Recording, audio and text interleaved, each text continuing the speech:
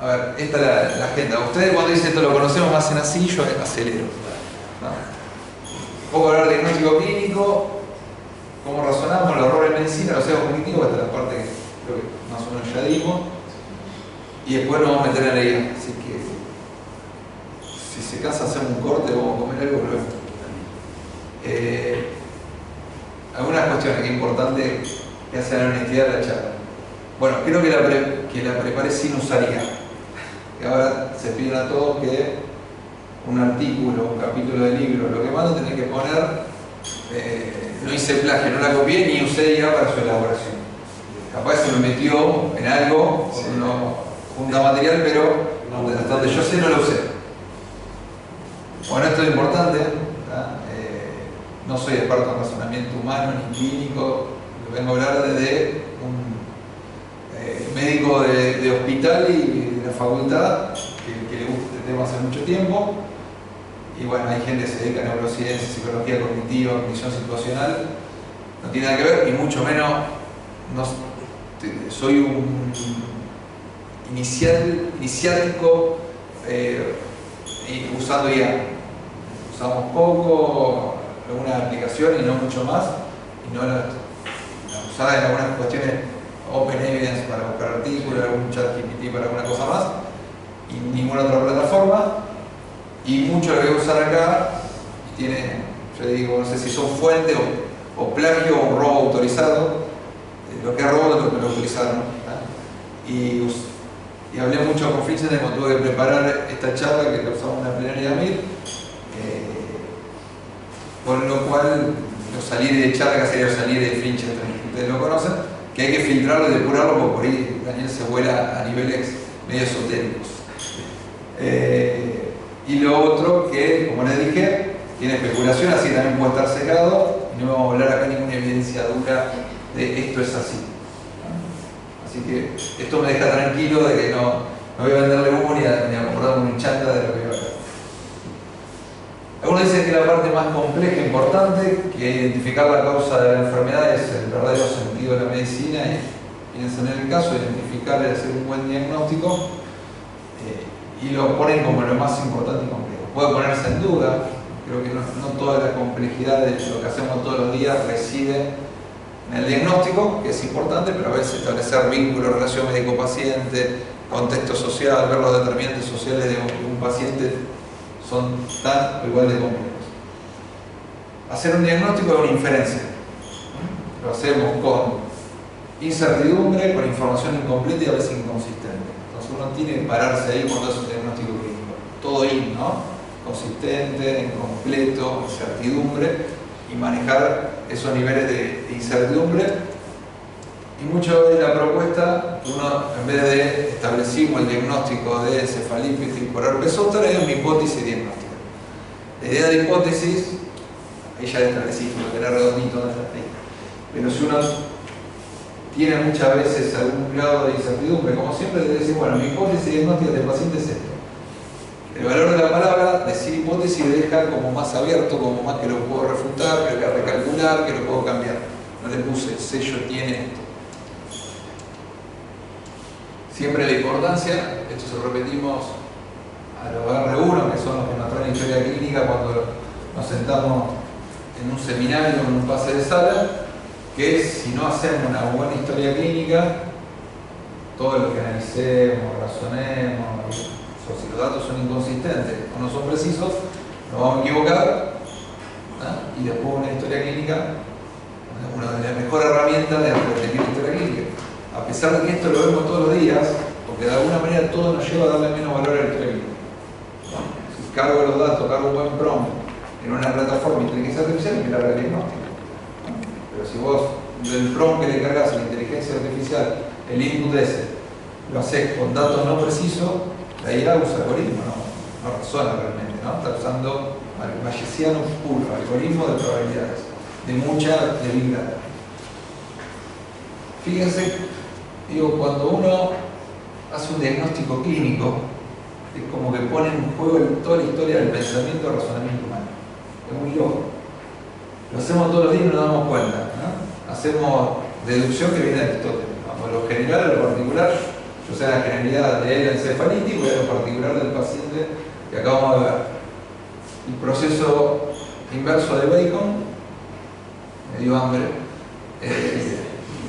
Vamos de lo particular del paciente buscando la abstracción de esa generalidad.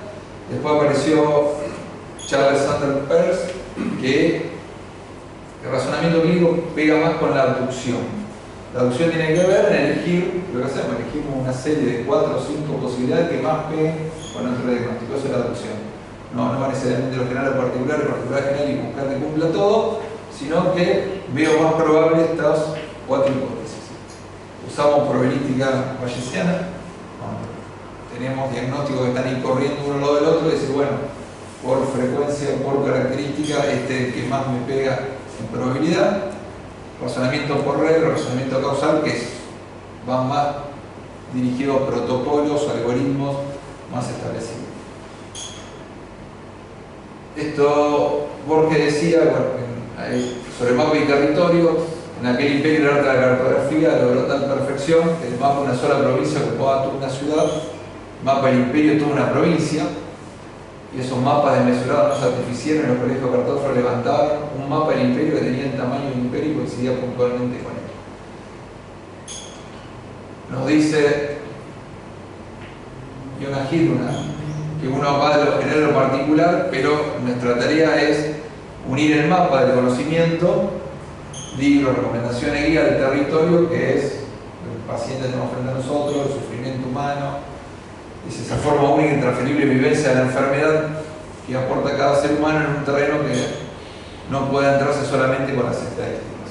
Entonces un poco estamos haciendo todos los días, uniendo mapas y territorios. Nuestra mente, bueno, usa estrategia hipotético-deductiva, formula una lista de cortas opciones, esto es Pierce, traducción y manifestación de hallazgo del paciente.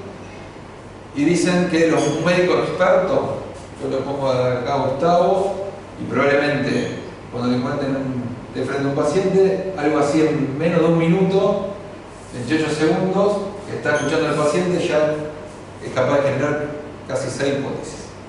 ¿No? Y la hipótesis correcta, en menos de 6 minutos, con un acierto de 75.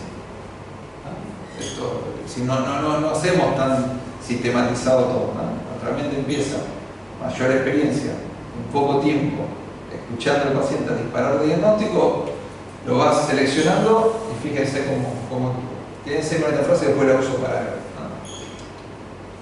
Esto lo vimos, un poco nos enseñaron así, como un camino bastante recto que juntamos datos, después con esos datos hacemos lista de problemas, datos guía, diagnósticos diferenciales. La comisión esta mañana le enseñaba el dato guía en una clase de repaso, cómo hacemos los diagnósticos diferenciales hasta que tenemos diagnóstico de certeza. Y en general nuestra mente no funciona así, no nos ponemos en forma aséptica a recolectar todos los datos, sino que desde temprano ya empezamos a disparar, funciona más o menos así. Estamos frente al paciente, nuestra mente empieza en segundo a disparar una serie de diagnósticos. Vamos a presentar de fiebre y foco, y en mi parecer dije endocarditis y puede ser. Después apareció una alerta, se me cayó esta, apareció la otra. Pero no es que dije a ver todas las causas de foco neurológico. No, a ver todas las causas de fiebre. No, todas las causas de lesión. Y la lesión cutánea. A todo le hablaba de quién es otra. No hace falta que le diga. Hubo dos aportes muy importantes en entender esto de los scripts, de los heurísticas, de los atajos mentales, que son estos dos que ganaron un premio Nobel de Economía, dos psicólogos, Kahneman y Tversky. Está el libro muy repetido de pensar rápido y pensar despacio, y estos dos fueron médicos que un poco aplicaron toda esta evidencia o base de conocimiento en lo que es diagnóstico clínico, como el pensar rápido, el pensar lento, esos sistemas de pensamiento lo aplicamos en el diagnóstico. Esto lo vimos, a ver si se acuerdan. ¿Ah? El sistema intuitivo es con la pinta, anda rápido, pero por ahí pierde decisión. Se choca, ¿no? El sistema es intuitivo, automático, poca capacidad cognitiva. Acá hay una de faringitis, disartritis reumatoidea, ahí tiene un software. como el chico que presentaron, a la semana viene otro software. Esto es automático. Viene de la experiencia, usted lo tiene ahí, asocia en redes y le larga el diagnóstico. Esto es guardia. Esto es la guardia. Todo. En realidad, te puedo pasar la guardia en el consultorio, que a vos te dispare, es imposible frenar. Sí. Ahí dijimos, este es un libro, me lo regaló Alcides y me lo había recomendado, y el otro día justo en el congreso estaba Freeman en una mesa que hubo y también lo recomendó, y él decía que bueno, que todo médico clínico debería leer este libro. Está buenísimo, porque es visual, va contando la historia de un médico de la campiña inglesa, va acompañando el escritorio un fotógrafo y va retratando. Un libro de relación médico-paciente espectacular.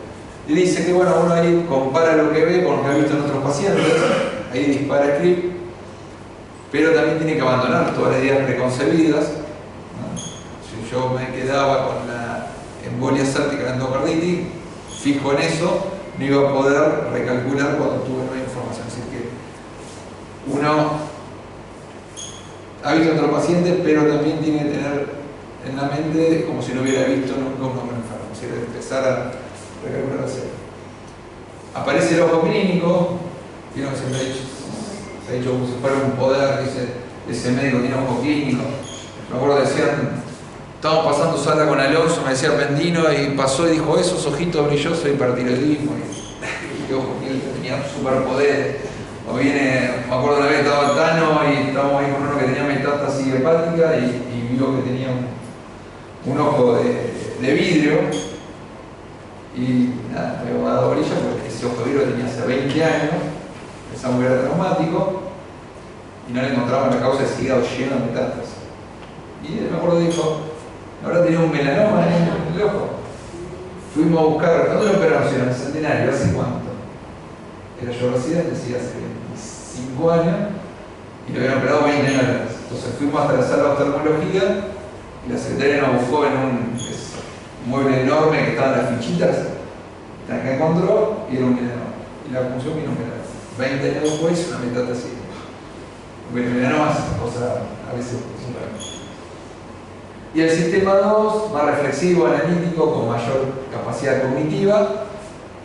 Avanzo rápido, cuesta lo mismo. El intuitivo, automático, rápido, colapinto, basado en la heurística, atajos mentales, poco gasto cognitivo, pero más propenso a errores, menos confiable. El enfoque analítico, más controlado, más lento, más basado en la lógica, en lo racional, bueno, vamos a ver todas las causas de encefalitis. Más esfuerzo y capacidad cognitiva, y es más confiable, menos propenso al error. Entonces uno dice, bueno, pues vamos, nos metemos en este camino y listo, no se puede. Realmente no podemos controlar el intuitivo y lo necesitamos. Hubo toda una época que se castigaba mucho el intuitivo en la heurística, como que habría que eliminar el razonamiento, y hoy hay una revalorización. De hecho, en las apps de guía de razonamiento clínico están viendo cómo le meten heurísticas, para que no sea solo algoritmo en capas. La heurística la necesitamos para vivir, ¿no? La usamos para manejar un coche, para todo lo que hacemos automático, para cruzar una calle o para comer y para diagnosticar. Esto es lo que más pega, que es la teoría del continuum cognitivo. En realidad no es que oeste, sino que estamos oscilando, dice, esta cuasi racionalidad. Usamos un poco de cada cosa. Cuando vos tenés un caso complejo, que no tenés experiencia previa, difícil, o un médico noble que no tiene mucho de script, mucho de experiencia de enfermedades, va a estar más acá en el análisis racional puro, ¿no? Si el caso, lo que mostré, una angina pultácea o la artritis reumatoidea o el zóster, lo sacás por heurística pura, es automático, no te pusiste a razonar nada. Y en el medio usamos esto, según el caso, la cuasi racionalidad. ¿Se entiende? Sí. Esto creo que es el que más pega en lo que hacemos. Sepan que hay autores que discutan todo esto, como que no. Bueno, esto es cómo funcionamos, recibimos una información inicial, el sistema intuitivo nos larga un diagnóstico, uno o varios, y esa hipótesis la sometemos de alguna manera a esa cuasi racionalidad, ¿no? Algo causal, y verificamos suficiencia o coherencia de la hipótesis. Piensen en cualquier diagnóstico, se recurrió a toda expectoración, fiebre, dolor puntada del costado, Leandro dice neumonía. Bueno, sometamos a la neumonía, que a ver, leucocitosis, neutrofilia, tiene el blog, tiene la imagen compatible, es decir, los atributos de la hipótesis se presentan en el caso. Yo todo lo que sé de neumonía lo tiene mi paciente, o casi todo, tiene coherencia adecuada, y al revés, los atributos de la hipótesis, lo que tiene mi paciente sería, lo puedo explicar por mi hipótesis diagnóstica de neumonía, ¿ok? Tiene suficiencia y coherencia adecuada, me quedo con ese diagnóstico, esa hipótesis como más probable.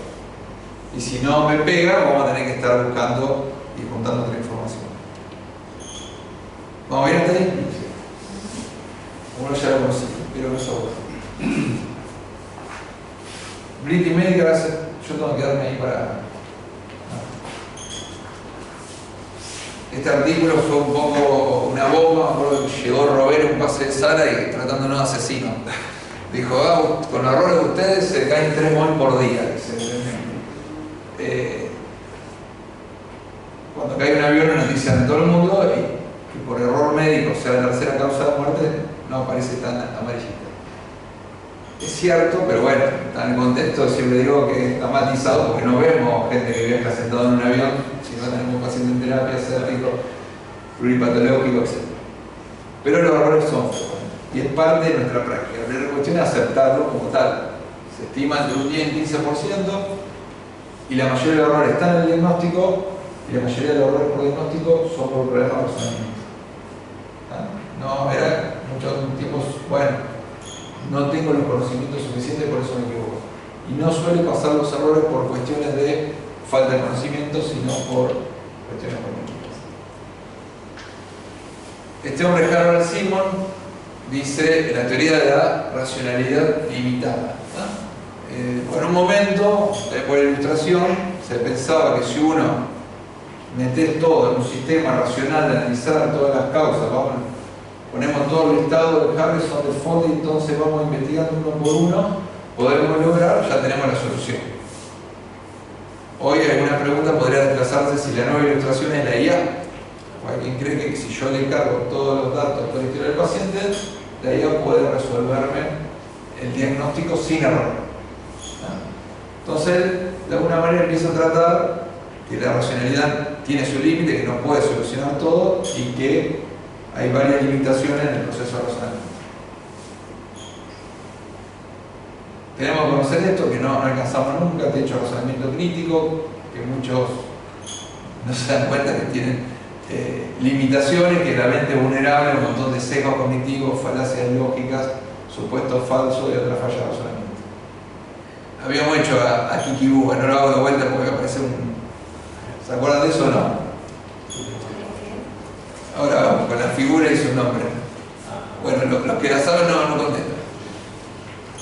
En general, ¿dónde parte las trampas que no hace la mente? La mente no toleraría ambigüedad y certidumbre. Tiende a buscar certezas y blanco y negro. Y las enfermedades de los enfermos no suelen ser de certeza y blanco y negro.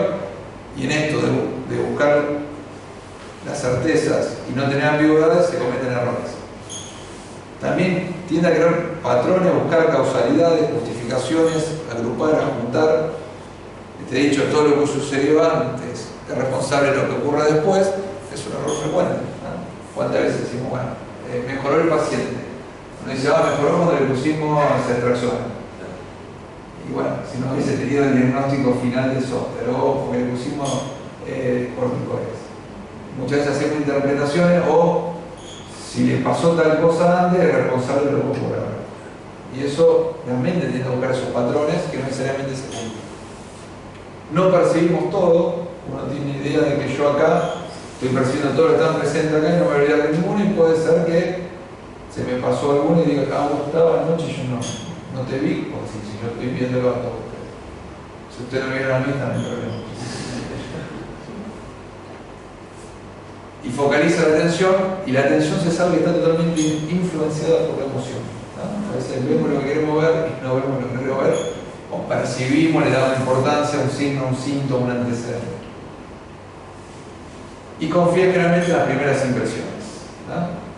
Lo otro, le asignamos mucho peso a prioridad a lo anecdótico, ¿no? Cuando vamos juntando años, por juntar pacientes, a veces no nos fijamos en la verdadera probabilidad de la frecuencia de la enfermedad, sino en lo que nos toca a nosotros, le damos más peso. Yo vi, como te dije, un sóter que era meningitis, que no importa, no fue meningitis, ¿qué tiene que ver que vaya ahí? Esta la sabes, sí, la paso. No la sabes, no. Está con problema de memoria. No me acuerdo. A ver, van a hacer diagnóstico. Vos sí, la verdad, por favor. Vamos a hacer diagnóstico. Una de estas se llama Kiki, ¿estamos? Y la otra se llama Buba.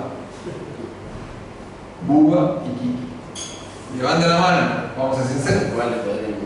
Levanten la mano y dejan la mano levantada quien cree que está Kiki y está Buba.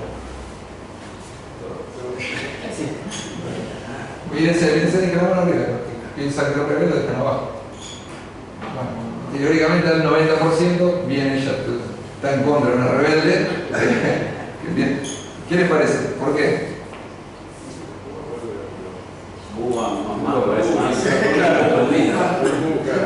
Más redondeada. No le inventé esto, un experimento, de hecho da 94%. ¿Qué les parece? Yo cada vez que lo presento, la explicación. ¿Por qué percibieron así? Acá dice redondeada.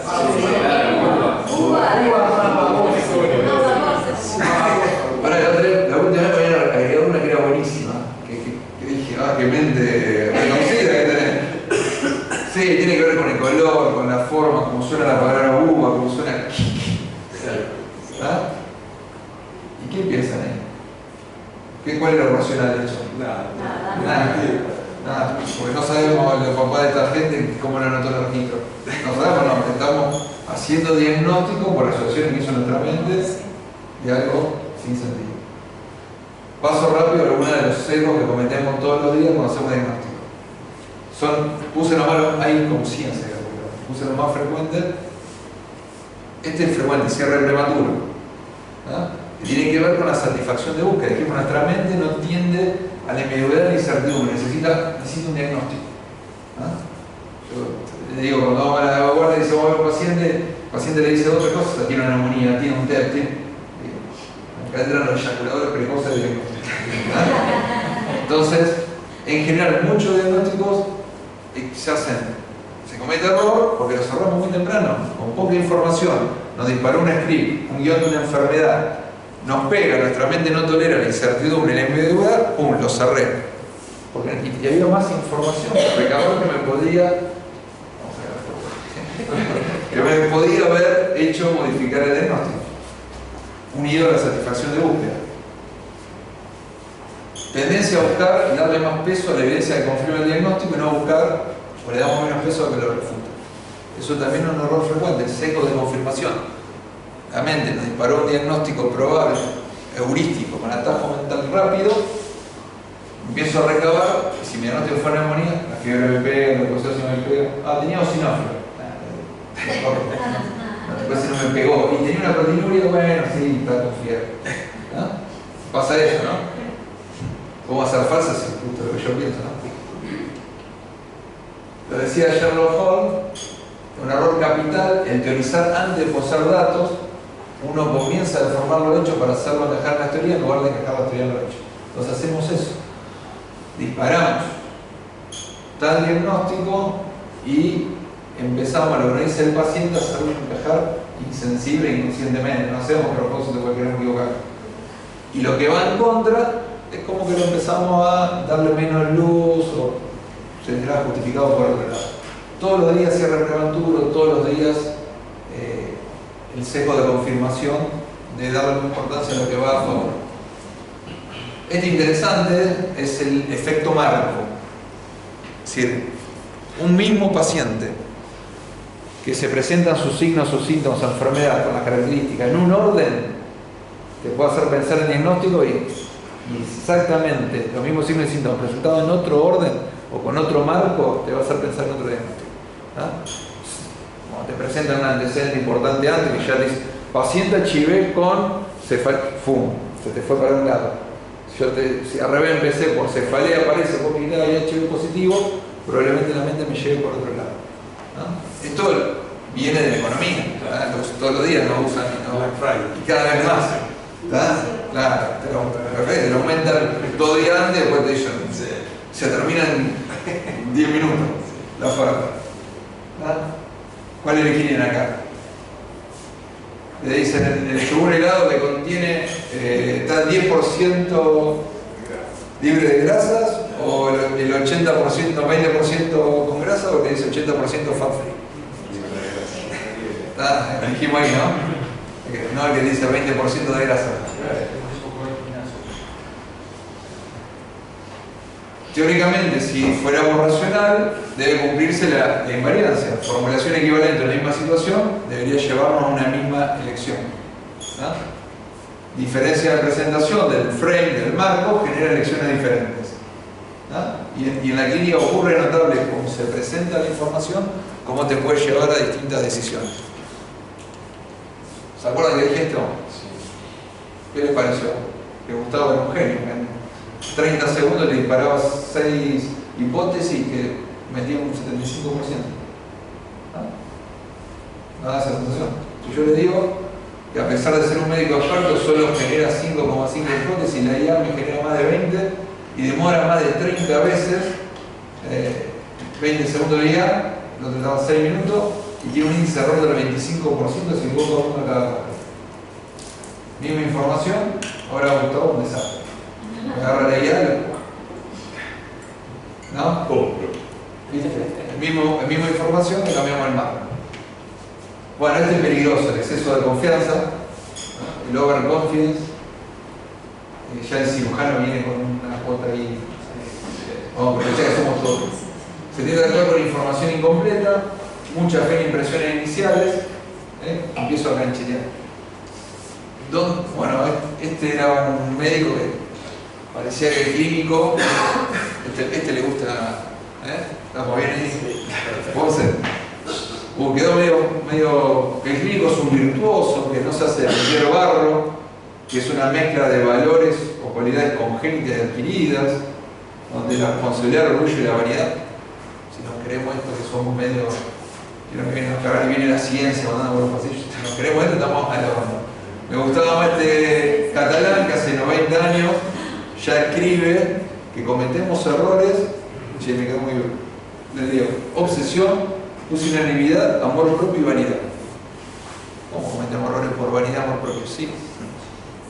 Seguramente lo he cometido y he visto jefe de terapia que vas con esto y no se le ocurrió el diagnóstico a él.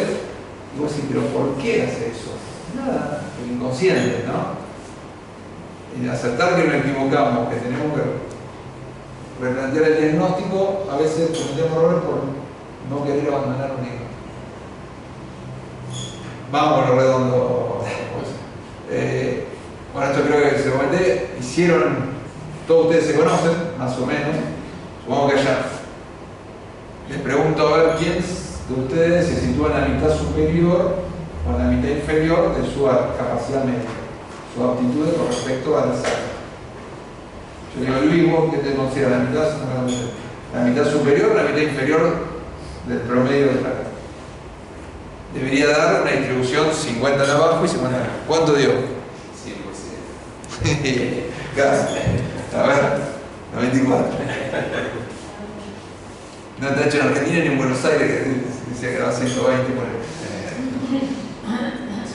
Una cuestión con el overconfidence, el exceso de confianza, es confiar mucho en la primera impresión, ¿no? El problema es, acá es cuando vos decís, este fue mi diagnóstico, recibís nueva información, pero seguís diciendo, no, mi diagnóstico es este. No tenés capacidad de calcular y quedás anclado. Acuerdo, sesgo frecuente, cierre prematuro, sesgo de confirmación y este que es el sesgo de anclaje.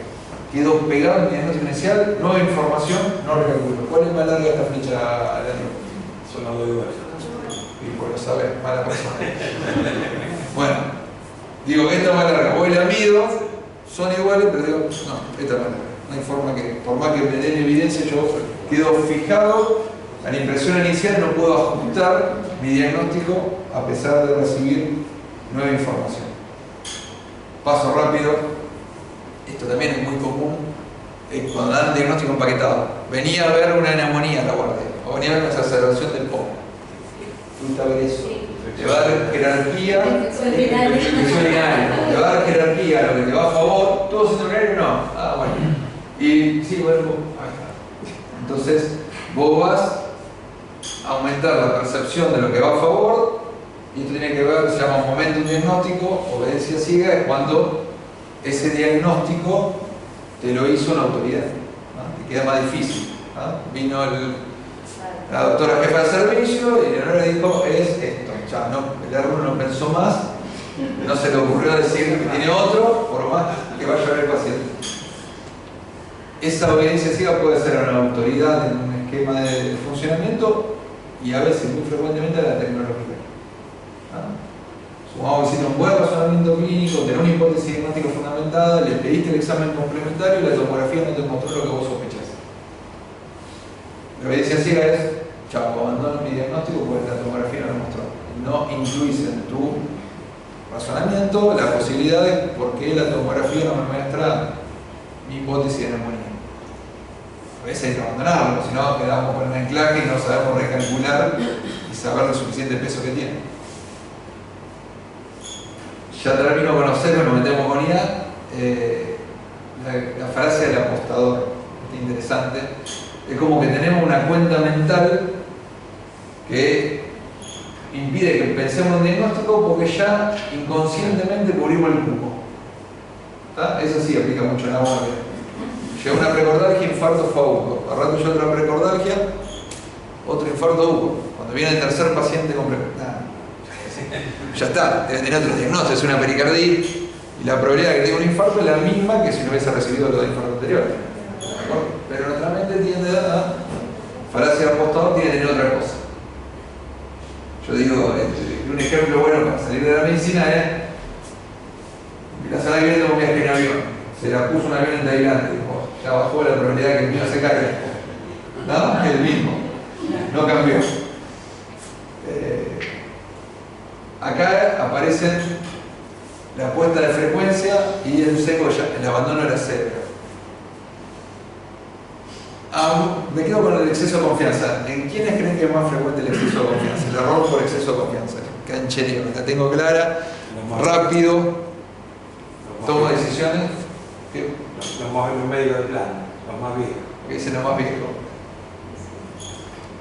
¿Están de acuerdo? Hay dos picos. Hay dos picos.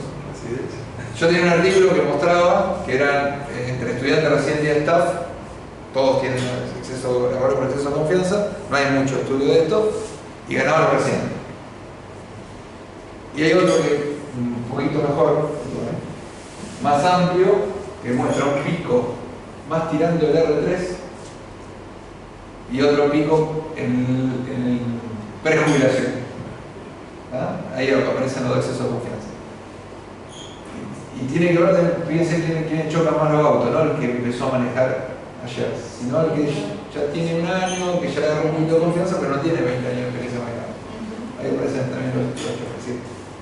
Un poquito de experiencia, exceso de confianza y también muchos años de experiencia. Volvemos a esto. La puesta de frecuencia tiene que ver que optamos por el diagnóstico sobre la base que es frecuente. Está bien. Axioma clínico dice, si yo soy un galopar, pensamos en caballo y no sé. Diego Berto, un compañero, agregó, salvo que trabajemos en la sabana africana. Refiriéndose al centenario. Que lo digo todos los meses, entonces vemos unas cosas raras que debe pasar en Corea, ¿cierto? Pero bueno, en general está bien eso. Si no cometemos otro error, que es la base fallacy, no podés ignorar la frecuencia de las enfermedades. Si viene el dolor de panza, va a pensar en artritis y en una porfiria.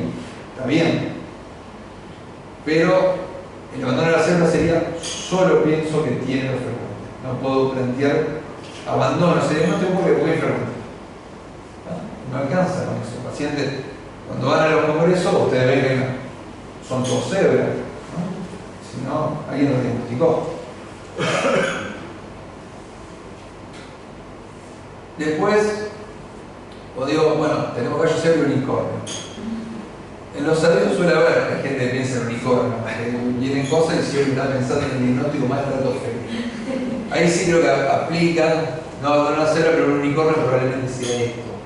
Una enfermedad común como la infiltración atípica, y no un verdadero unicornio. Y acá entran dos posturas ante la probabilidad de diagnóstico. Ockham, la navaja de Ockham, dice que en igualdad de condiciones la explicación más sencilla es la más probable. Nuestro enteritis, tiene diarrea, fiebre, más sencilla. Doctor Jaure contesta, sí, puede ser la más simple y suficiente, la más probable, pero no necesariamente la verdadera, puede tener un cromo. Y en esa pelea ahí entre Ockham aparece el doctor Hickam, que dice, bueno, un paciente puede tener tantas enfermedades como se le cante. La enfermedad, el paciente tiene enfermedad que tiene, no alcanza por ser simple va a tener esta, o tiene que ser necesariamente la más probable.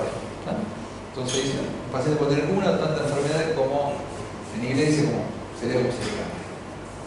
Y es verdad, entonces uno no debería quedarse solo con la frecuencia. El signo de Robinson, que es el hallazgo discordante de la consulta. Yo armé mi hipótesis, yo creo que traje el ejemplo de, teníamos un paciente en mayo, fiebre plaquetopenia, dijimos fiebre hemorrágica, y ya estábamos todo redondito en nuestro diagnóstico y en un frotis me aparece quitocito. Un hallazgo discordante, no esperado. Entonces, esto viene del signo Robinson, de Robinson Crusoe, solo en una isla, sale a caminar y encuentra una huella en el suelo. Con las huellas, con el hallazgo discordante podemos hacer, le pasamos el pie, la tapamos, bueno, quitocitos, chao, que se vayan. Seguimos con el diagnóstico. Me acuerdo que le llamamos a Dique, le preguntamos, mira, tenemos un paciente con sospecha, qué interesante todo eso. Y le digo, y bueno, pero en el frente es quitocito. No es fiebre hemorrágica, tomátela, se busca otra cosa. Bueno, termina siendo una PTT. Entonces, a veces el signo Robinson puede ser o el dato clave que vas a recalcular el diagnóstico o un factor de confusión a veces. Eso lo hemos visto. El ocultivo positivo. Ahí dando vuelta que no se cierra nada y dice, infección urinaria. Nada, un ocultivo ahí dando vuelta. La disponibilidad, ya termino con los secos y pasamos a otra parte interesante, es la tendencia a creer que es más probable el diagnóstico cuando se nos viene fácil a la mente. Si nos viene fácil a la mente, los casos del diagnóstico que tuvimos reciente en la. Entonces, lo que vimos reciente viene más rápido y ya subimos como más probable. Nuestra mente dice debe tener esto. Y si no lo vimos, no tenemos experiencia, probablemente no venga y no lo consideremos.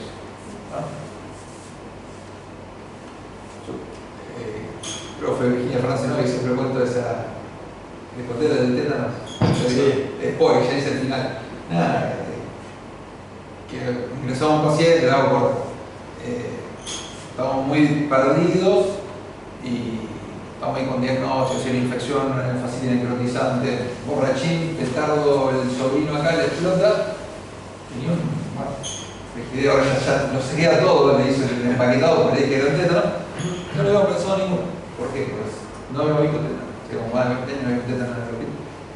Y el agarre uno que llegó a tomar la guardia, ya me dice, che, no será un tétano.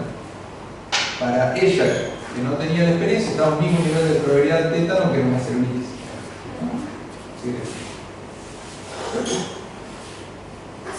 El último siempre que hablamos de sesgo, dijimos anclaje, cierre prematuro, exceso de confianza, sesgo de disponibilidad. Tenemos que tener en cuenta que también nuestra mente, para empezar a compararlo con la IA, que es de todos los sesgos que tenemos, que la IA no lo tendría. Y esto es uno de los más fuertes, los sesgos afectivos, emocionales del medio ambiente, se llama ruidos, cognición situada o SINCOP. Hay todo un factor en el medio ambiente, de la relación del médico con el paciente, si lo quiere mucho, si no lo quiere, si le cae mal, si está cansado, si le hizo 2 por guardia, si me paga mal y me hincha mucho y me pide 18 recetas. Y bueno, todo ese medio ambiente, que lo vimos en la pandemia full, que teníamos que revisar rápido con el equipo de protección, que descuidamos de alguna manera la historia clínica del diagnóstico, también nos lleva a cometer errores. Entonces uno podría clasificar, yo digo ahí, la IA no tiene sesgos cognitivos, y uno de los sesgos que vimos lo corre un poco, pero tiene que ver mucho en la recolección de datos. El cierre prematuro es cuando estamos recolectando datos, la artefacción de búsqueda, la confirmación, el que viene empaquetado. Otro tiene que ver con la interpretación, con evaluación de probabilidades e influencias afectivas. ¿Cuál les parece? ¿La IA podría tener algo de esto? La IA vamos pensándolo que cargamos información para que nos dé un diagnóstico. Influencia efectiva no. No se estresa, no se fatiga, no se cansa. La recolección de datos por ahí depende de lo que carguemos nosotros. No hace falacia apostador, porque no es que va a tender a pensar que no lo tiene porque ya le dimos dos casos igual, al contrario, eso aumenta la probabilidad del algoritmo. Claro. Porque todo bayesiano y racional no va a quedar anclado, ¿no? Bueno, exceso de confianza, no sé, es algo que empieza a cancherear. En teoría, acá estaría el problema, sí, que tiene que ver con nosotros también, porque si nosotros hacemos un cierre prematuro y le cargamos 5 datos de 18 signos que tiene el paciente, se empieza a equivocar. Lo mismo si cerramos ya o le ponemos paciente con neumonía, con... porque hicimos tal diagnóstico. Se habla mucho cómo hacemos para evitar errores, aparece la metacognición, que es sentarnos a pensar cómo reflexionamos, cómo pensamos. Si la metacognición soluciona todo, hay muchas dudas. Algunos dicen, ok, podemos hacer un seminario de errores que hacemos en el hospital, o decir, ¿por qué se retrasó el diagnóstico? ¿Por qué tomamos un camino equivocado? A ver, pensémoslo, y se nos escapó este dato, o nos comimos el diagnóstico que hizo el hepatólogo y no pensamos en otro, o hicimos un cierre prematuro. Pero bueno, si pasamos al modo 2 y queremos hacer todo racional, y metacognición de todo lo que hacemos, puedes generar médicos de prealertas, que sean muy cautelosos, vamos a hacer todo el listado de racional de diagnóstico y empezamos a sobreinvestigar, a pedir estudios, a demorar el tratamiento.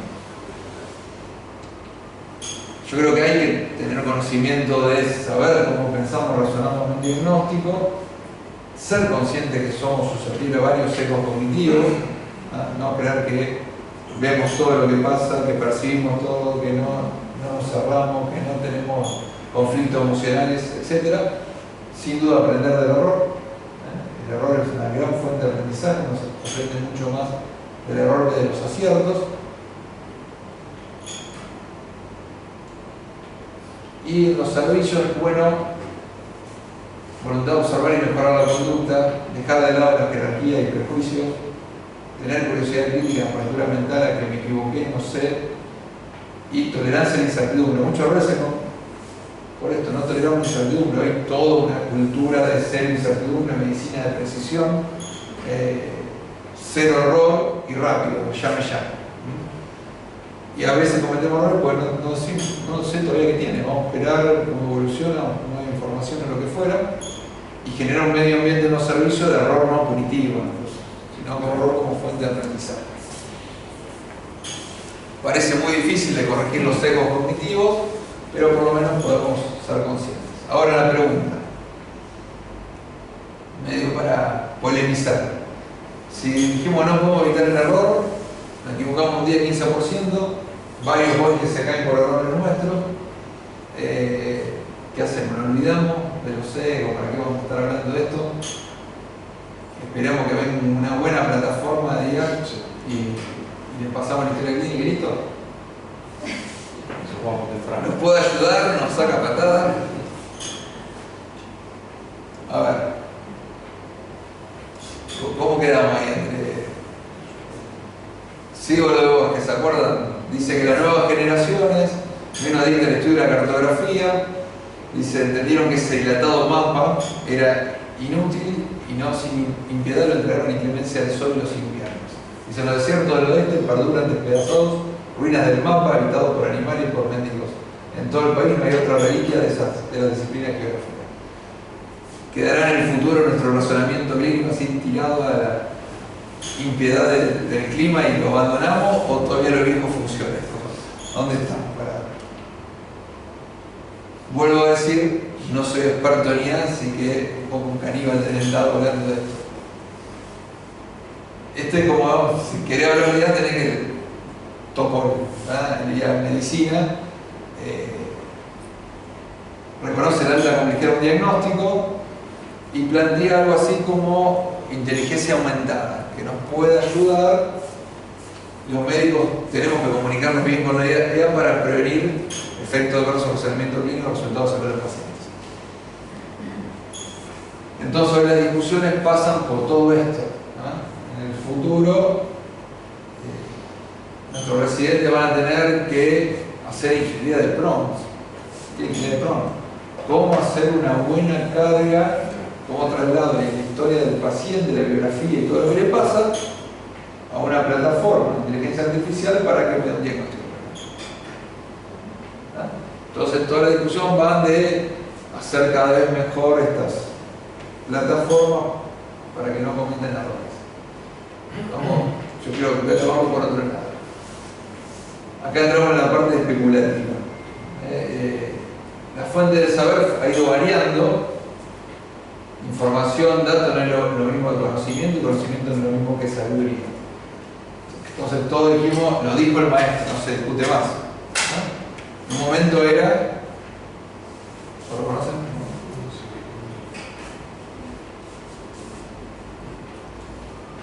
Ay, no sabe. Sale el enano y el otro. Uy, bueno, claro. Bueno, era preguntar al maestro que tengan arriba de su servicio, ya no sé. Agres, Alberto Agres. Ahí está. En otro momento el magíster dice, lo dijo el Harrison, Carmen Harrison, no se discute, tiene mucho que ver con eso. Después pasamos a, todo hemos ido ya simplemente a Rosario a buscar artículos con el CD que nos daba y después nos iban a buscar los artículos impresos que sacaban del PAN. Y después eso se fue modificando, parece la medicina basada en evidencia, son cómo va cambiando la Biblia, ¿no? Las verdades, en el maestro, el libro, apareció en Mellen, la medicina basada en evidencia y ahí vinieron todas las guías. Todos los consensos, no se discuten, las guías clínicas, yo le dije el Opus Dei por alguna serie. Todas las discusiones, todo lo que se hacía era el Opus Dei. ¿Cómo hacemos el seminario? Preparé la clase esta por el Opus Dei. Discuten el seminario, bueno, ahora frenó un poco, se puso cara. Y ahora lo regalan, pero bueno, apareció de allá. Up to Date echó el año pasado, no sé si 2.000, 3.000 empleados y nos empezaron a ofrecer algunos Up to Date ahora gratis o hay varios laboratorios que tienen. Bueno, con la IA hizo así. Bueno, están ofreciendo, después les digo, bueno, yo tengo un amigo, otro de servicio, pues me ofreció otro, me dice el Gil y dije, bueno, qué bueno, tengo que quedar para mí. Pero allá se le está llevando puesta la IA, como Neopi que saca un tratamiento con repeat lúpica, un nivel tremendo. Vivimos esto, entonces ¿se acuerdan de esta? Deep Blue, ¿no? ¿Se acuerdan? Era como la computadora y el humano, la máxima expresión, Kasparov versus Deep Blue y termina ganando alguna partida. Entonces yo pensé, ahora le estamos poniendo así, ¿cómo compite Greca con Open Evidence o Calendar con el ChatGPT? Bueno, lo arruinamos ahí como el mapa, lo dejamos en inclemencia los dos y nos vamos a Open Evidence. Ponemos otra foto, ¿sabes lo que busqué? Una foto tuya resuelve en internet, la única que saqué esa y no la amplío porque está en cuero y la piel. Quizás se arranca. Yo puedo dar fe que el profesor entrena, el doctor entrena. Hay foto entrenando, así musculoso. Pero con remera. No, yo quería una que tenga, o sea, una corbata, algo que no. Así Hay una de un congreso. Bueno, acá dice que tenemos que construir este artículo. Que no hay una cosa versus la inteligencia artificial, no era Calendar y no Open Greca contra el ChatGPT. Pero bueno, Leandro, cualquiera de ustedes tiene un enfoque diagnóstico, va a ser intuitivo y deductivo, se cansa, se enoja, salió anoche, durmió poco, conectó el paciente, todo eso lo va a alterar, influencia por sesgos cognitivos, pero también usa la creatividad y la intuición, cosa que no puede usar un IA. La IA tiene un diagnóstico analítico inductivo, usa ese método, no tiene intuición, por supuesto los factores emocionales no la alteran, ya vimos que la mayoría de los sesgos cognitivos tampoco, y no tiene heurística, y alucina. ¿Saben? ¿Escucharon la alucinación de la IA? Sí. Cuando hoy están tratando de decir, buscame en el prompt, buscame si encontrar algo sólido, y si no, decime que no sabes. Porque como son algoritmos por capa, busca. Lo más común es que te tire artículos que no existen. ¿Por qué? Intento explicarlo, insisto, soy un canino atentado, ¿no? Cuando no encuentra, va haciendo capa, busca, y son algoritmos de probabilidad de suceder. Entonces empieza a cruzar. ¿Qué empieza a cruzar? Si no encuentra un artículo que diga esto, para dar la bibliografía, dice, mirá, tienen publicaciones de parodia griega, entonces inventan parodia griega. Y hay estas de otros autores, por ahí estos títulos, y en esta revista, te invento una revista en donde la alucinación de la idea.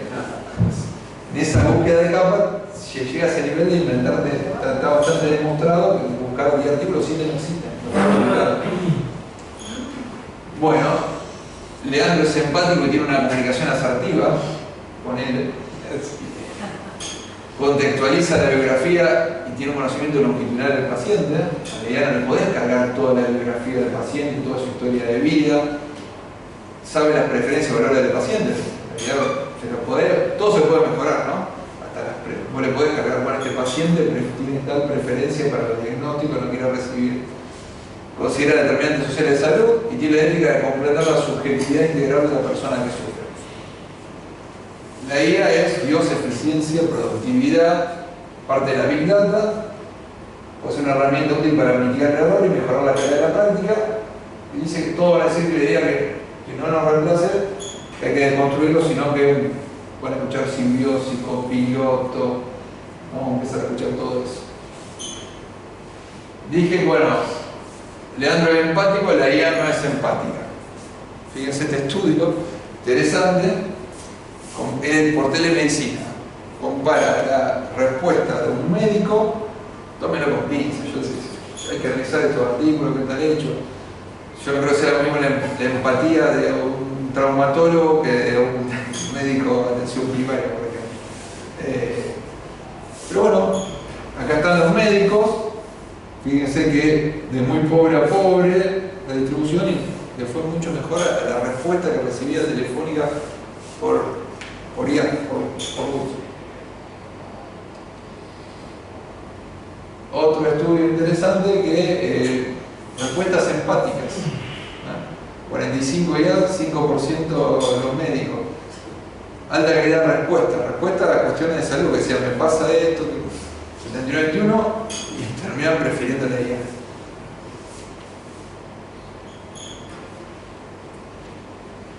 También ahí, en cuanto a hacer diagnósticos correctos, son pocos estudios, pero no quiero que se den una idea, porque la IA es fantástica, porque un poco podemos llegar a esto. Algunos ya sostienen que si vos tenés una herramienta que es superior a vos, accesible, y no la utilizás para el diagnóstico, para el diagnóstico, sino que como el 10 y el 15 y te se equivoca el 3, ¿qué hacemos? Bill Gates. Ahí me abre este artículo a un error que yo tenía. Yo lo asumí la idea, bueno, como un avance tecnológico más. Le pasamos del Walkman al CD, del CD al Blu-ray, no. Esto es claro, no es una revolución. Está mucho más fuerte. No es un avance tecnológico, es un gran paso a la revolución digital. Se nos va a meter por todos lados. En todas circunstancias, invisible, se infiltra en toda la capa de la vida humana. Él sostiene que va a haber un cambio tremendo en lo que es trabajo humano, etc. Y no que busqué IA en medicina, un artículo de Bill Gates en National Geographic que dice que la educación y la medicina van a ser donde más se va a modificar por la entrada de la IA. Así que nos compete. Acá un poco están los términos optimistas. Yo tengo que ver tan fascinado, están todo el día con la IA, y están todo el día pasa, y dicen, mirá, qué fabuloso, mirá todos los tratamientos actualizados, me hizo una búsqueda, te preparó una clase, te preparó un podcast de un tema que te diste, impresionante, y después dan un poco los tecnofóbicos, tecnosépticos, tecnopesimistas, que dicen esto no va a servir para nada, no va a reemplazar nada. A ver, decía Woody Allen, yo sé que soy paranoico, pero juro que me están vigilando o persiguiendo. Estaban los budistas, que viene, se cría la revolución industrial, cuando aparecen las máquinas, la imaginación era nos quedamos todos sin trabajo, las máquinas reemplazan a nosotros con lo textil, y era un grupo que salía a romper los budistas, las máquinas que llevaban en Gran Bretaña. Bueno, vamos a empezar a romper la idea para que nos reemplace. Muchos de nosotros pertenecen a esta generación, cuando dice computadoras pensando, razonando por sí mismas y generando conocimiento, se viene el Gemini, el fin del mundo, el día del juicio final. Esto me lo recomendó Finch, este Morozov, que es la locura del solucionismo tecnológico. Te abre mucho la cabeza, porque estamos en esta. Como que la era digital por estrategias digitales, cuantificación bayesiana, te va a resolver todo, y no hay ninguna discusión sobre consecuencias morales de las tecnologías digitales. Advierte un poco sobre el trampo y peligro de la fantasía no tan lejana, nos quiere vender un mundo sin suficiencia ni fisura, cero horror. Yo creo que cuando está muy de moda medicina de precisión, pero para mí es una falacia de por sí. Si es medicina no puede haber precisión, precisión en el sentido cero horror. Ya venimos a lo que es el arte de curar sin ser arte ni curar, no sigamos. Acá aparecen todas estas cuestiones, es llevar todo lo digital a lo métrico. Falsa ilusión de la perfección aritmética, que en medicina la estamos llevando, nos sentimos más cómodos con este punto de presión arterial, este punto de glicemia, de colesterol, todo lo que sea aritmético, nos da otra idea de más certeza o perfección, que decir está triste, le pagan mal y tiene unas malas condiciones sociales de vida. Muchos me preguntan si le haga cambiar el mundo. Eso, de las pocas cosas estoy seguro que sí. Si modificará la medicina, también. La va a modificar en cuanto a cómo accedemos a la información, cómo hacer una búsqueda. Hoy se están haciendo investigaciones ya médicas simuladas por IA sin pacientes, de cómo pueden andar agarrando Big Data de todo. Si reemplaza la tarea médica con mayor eficiencia o real tiempo de resolución, va a haber modificación. Hoy digitalizar esta información, historia, etc. Esto va a mejorar, no va a pasar por arriba. La pregunta es, ya, si usted tiene que nombrar 3 especialidades, a ver si coinciden, que las primeras que pueden ser reemplazadas por IA. Imágenes, ya hay demostración clara y la están aplicando. Anatomía patológica y las que actúan más por analogía, más. Si vos le cargas a la máquina millones y millones de imágenes, y va a ser mejor que el dermatólogo que vio miles de imágenes. Yo creo que están buscando la vuelta. Ahí está con esto de la simbiosis. O sea, viene como el informe de la dermatoscopía. Lo hace el dermatoscopio, entrega toda la información, la controla el dermatólogo y dice, utilizando inteligencia artificial más el dermatólogo. Lo están haciendo en Rosario, o las resonancias por espectroscopía, ya las masas le informan, le dice, te aclara, powered by IA. ¿Qué pasará con nuestro razonamiento? ¿Lo mejorará? ¿Lo reemplazará? Tengo esta sensación, Gunther Anders hablaba del concepto de utopistas invertidos. Un utópico corriente es incapaz de producir realmente lo que imagina cosas que no son, utopías. estamos en una situación que somos incapaces de imaginar lo que realmente está produciendo. No podemos imaginar dónde va a llegar esto. Usa este término y usa, estoy recontero, está chocho el doctor José. Y habla de la brecha prometeico del nivel prometeico. Prometeo viene de la mitología, robó el fuego a los dioses, se lo dio a los humanos como un benefactor de los humanos, pero después lo castigaron, lo mandaron a los Cárpatos, a una montaña, encadenado ahí. Toda la noche venía un águila, una cuestión ahí, tuvo un error, el hígado. Cuando tenía un ciclo inverso, le erró el hígado. Venía, le comía el hígado. Lo interesante, que ya la mitología decía, le comía el hígado de la noche y en la mañana lo volvía a dar. Anunció la capacidad de reproducción del hepatocito. Entonces él habla de esta brecha prometeica, de que la tecnología está superando la sabiduría, que estamos cambiando el mundo más rápido de lo que podemos adaptarnos a él.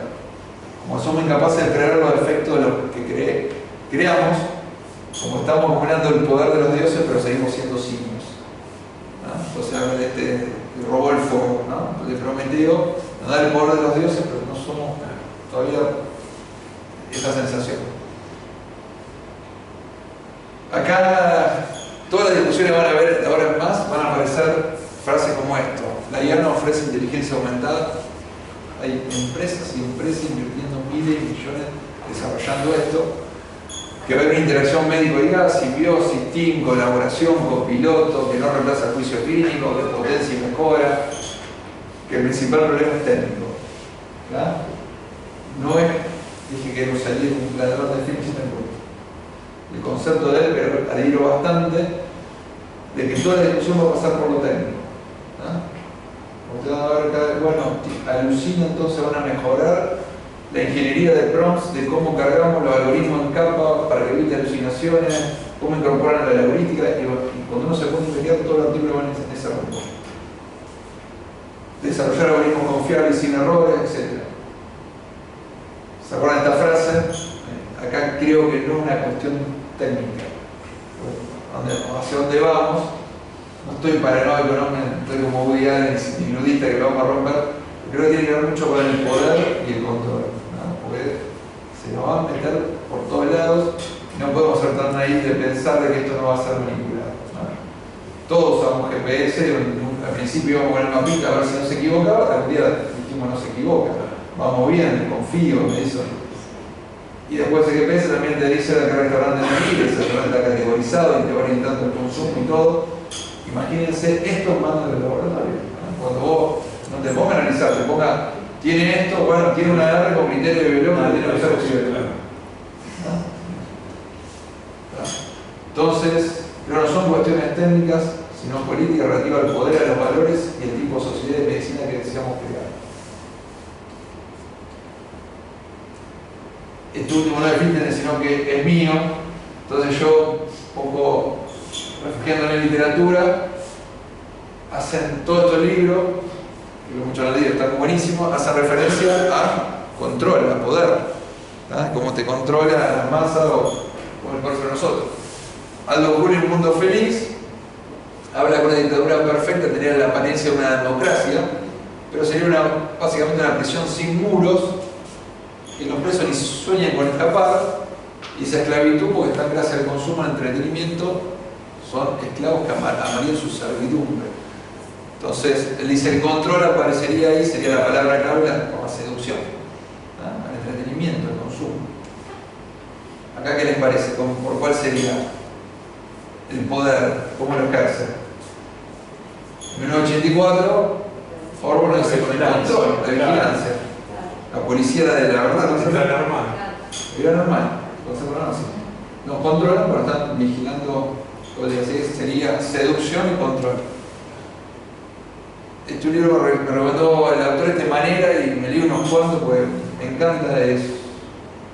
Francés es un flor de hijo de puta, leerlo es muy mal el tipo este. Y este libro dice el control a través de la sumisión. Trata de Francia pasa a ser un estado musulmán y cómo con el poder del dinero logra.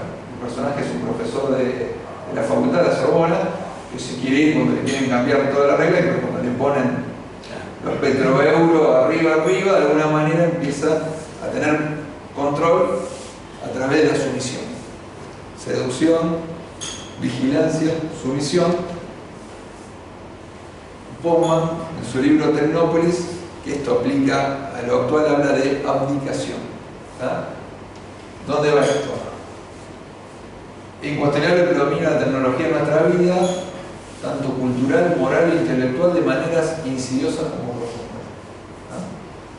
Falta nada más salir a un bar y ver en comunicación, celular, hacemos todo, estamos de alguna manera adictos. Y la abdicación por el mundo donde hemos cedido no solamente nuestra autonomía, sino nuestra manera de pensar a la exigencia de un régimen tecnológico que se basa en principios como eficiencia, ninguna virtud mayor que la novedad, ningún estándar más allá de la utilidad. Es esto. De una manera estamos aplicando, vamos a dejar de pensar, de razonar, porque nos va a resolver todo por nosotros. Y vamos a ir perdiendo capacidades. No es una sociedad que solo usa la tecnología, sino que es usada por ella. Por eso la pregunta, creo que no la discusión va a estar por cuestiones técnicas, no va a encantar la idea. Pero creo que lo que tenemos que estar atentos, que de alguna manera va a ser manipulable, que va a ser la aplicación de pensar por mí, resolver por mí, llevarme a casa el GPS, pero a niveles, imagínense, de decisiones médicas.